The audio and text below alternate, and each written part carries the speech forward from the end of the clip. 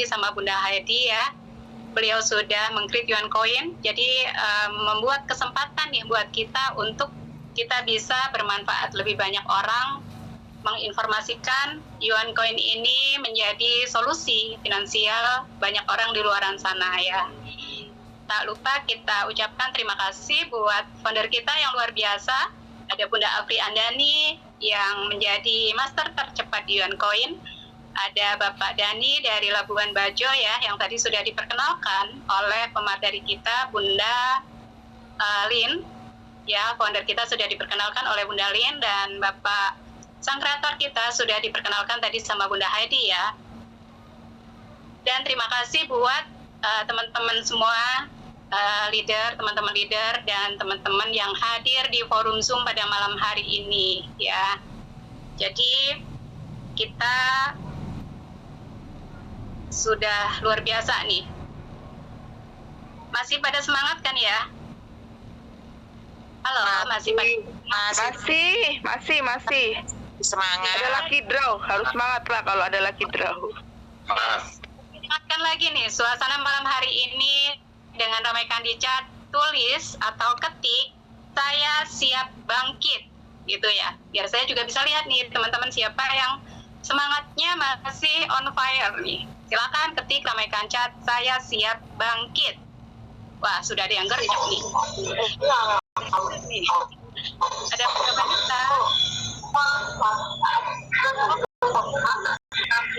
berapa juta? Ya, saya siap bangkit. Ada Bunda Vanessa, ada Bunda Ricci tentunya, ada Bunda Siti, ada Bunda Video. Oke, udah banyak yang siap ya. Jadi saya nggak bacakan semua ya, mengingat waktu ya. Oke. Tolong saya dijadikan co-host. Pak Monitor, tolong saya dijadikan co-host. Soalnya banyak yang bocor ya. Thank you. Ya, siap, silahkan. Karena mengingat waktu ada lucky draw juga ya. Jadi mungkin kalau yang lama pastinya sudah kenal ya. Kalau yang baru, oke. Masih terdengar ya suara saya jelas? Jelas, masih, Bunda. Masih. Siap. Ya, kalau yang lama pasti sudah sering ketemu ya. Mungkin yang baru bergabung, salam kenal, saya Yuli dari Jogja, yang alhamdulillah saya diamanai sebagai co-founder ya. Jadi malam hari ini saya ingin berbagi sedikit tentang apa sih yang sedang terjadi saat ini, gitu ya teman-teman. Nah, teman-teman yang luar biasa yang hadir pada Zoom hari ini ya, yang tentunya saya lihat semangatnya begitu menggoda, bukan begitu menggoda ya, begitu menggebu-gebu gitu. Saya yakin ingin merubah hidup yang lebih baik gitu ya. Jadi hari ini saya ingin tambahkan sesi kita dengan satu refleksi ya, yang harus kita renungkan bersama nih. Kapan kita siap jadi bagian dari perubahan besar di dunia digital ya, khususnya di dunia aset kripto seperti yang kita baru jalani saat ini ya.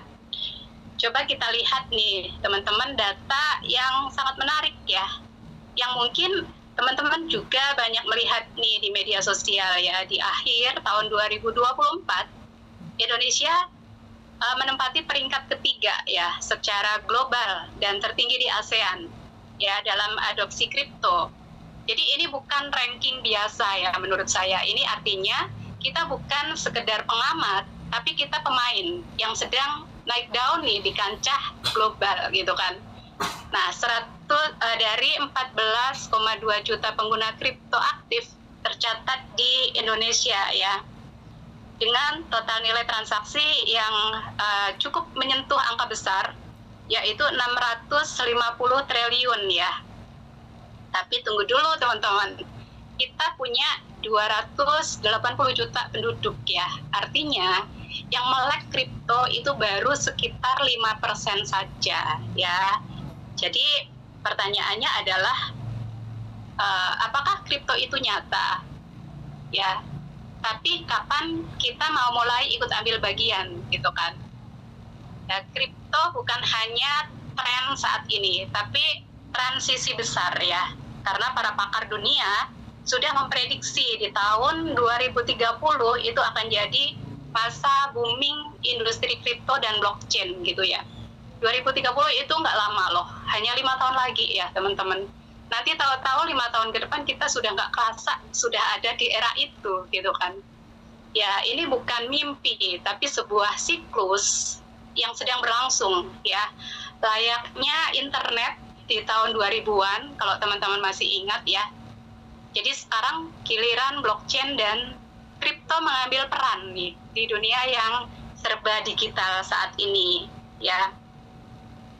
Dan kabar baiknya adalah kita masih di fase awal ya teman-teman. Artinya masih ada banyak peluang untuk kita bisa belajar, untuk kita bisa masuk dan ambil posisi ya. Ibaratnya sekarang baru babak pertama ya, baru babak pertama dari sebuah pertandingan besar gitu, Cahil, pertandingan.